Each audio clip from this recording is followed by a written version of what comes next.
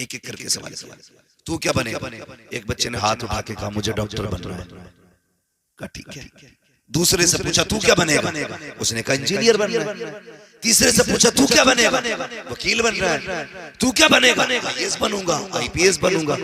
जब एक बच्चे की बारी आई ना, मैडम ने उससे कहा तू क्या बनेगा? उसने कहा मैं हुजूर का सहाबी बनूंगा। ये सारे जवाब अपनी जगह थे, लेकिन इस जवाब ने ना उस टीचर को हैरत में डाल दिया। वहीं रुक गई। उसने कहा बेटे ये क्या मतलब हुआ? उसने कहा डॉक्टर की बात कर, इंजीनियर की बात कर, आईएएस बन, आईपीएस बन, ये सहाबी की बात क्यों की? उसने कहा मैंने सबको पढ़ा और सबको सुना है, मैंने जैसे सहाबा को पाया है वैसा किसी को नहीं पाया है। ये किसका जवाब था? एक छोटे से बच्चे का जवाब, छोटे का बच्चे का जवाब। उसने कहा बेटे बात बताओ, चलो ये हमारे बच्चे जो बोल रहे हैं कि ये इंजीनियर बनेगा, ये डॉक्टर बनेगा, ये हमारे समाज में पाई जाने वाली डिग्रियां और ओहदे हैं, लेकिन सहाबी कौन होते? बच्चे से मैडम ने कहा सहाबी कौन होते? कहा ये तो नहीं पता। कहा फिर तुमने सहाबी बनने की बात क्यों की? उसने कहा जब मैं सोता हूं ना तो रोज मेरी माँ किसी एक सहाबी का किस्सा सुनाती है।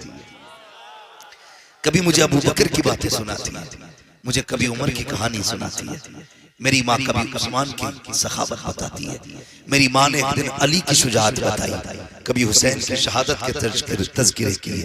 कहा मैंने जब सहाबा को सुना ना मेरा जी चाहा काश मैं भी हुजूर का सहाबी बन जाऊं। तो ये बच्चे जो सुनते हैं वही बनते हैं।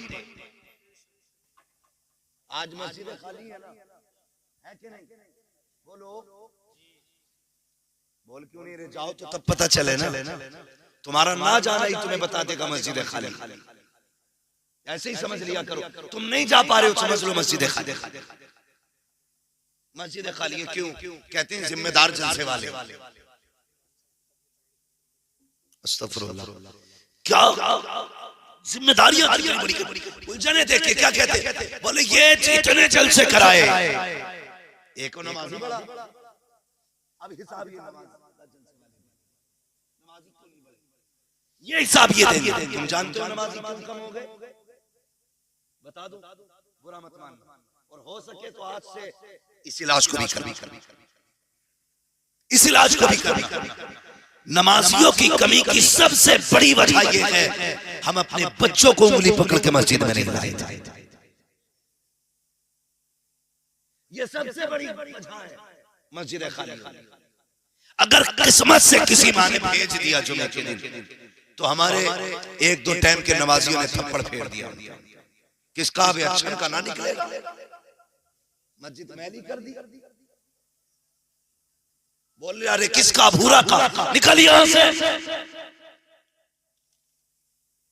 शरारत कर रहा है।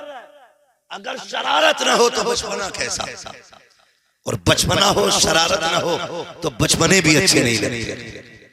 तुम ये क्यों सोचते हो ये बच्चे सूफिये बासफा होके आए, लाओ ना उंगली पकड़ के, कितने वक्त में शरारत करेंगे। एक दिन तो जुमे की तकरीर में समझ में आ ही जाएगा। मस्जिदें चुप रहने की जगह होती है, अदब की जगह होती है।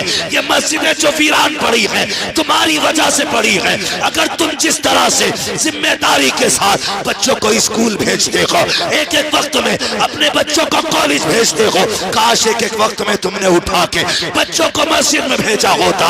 अगर ये मस्जिद में आ गए होते, अगर बचपन के आदी होते तो ये जवानी के पक्के नमाजी बना दिए गए। लाएंगे बचपन में नमाजी बच्चों को इंशाअल्लाह लेके आएंगे। दावे के साथ कहता हूँ वो जो तुम्हारा कॉन्वेंट्स कॉलेज में पढ़ता हो, जिसे कुत्ता बिल्ली फर फर फर फर फर आती हो, जिसे इंग्लिश बहुत अच्छी आती हो, उसे खड़ा करके हुजूर की बातें सुन लेना। और वो बच्चे जिसने 4 जलसे सुन लिए हो उसे खड़ा करके हुजूर की बातें सुनना। जिस इंग्लिश मीडियम में पढ़ने वाले से कहेगा हाउ आर यू, आप कौन है, वो इस तरह की बकवास करके वो मैं नहीं जानता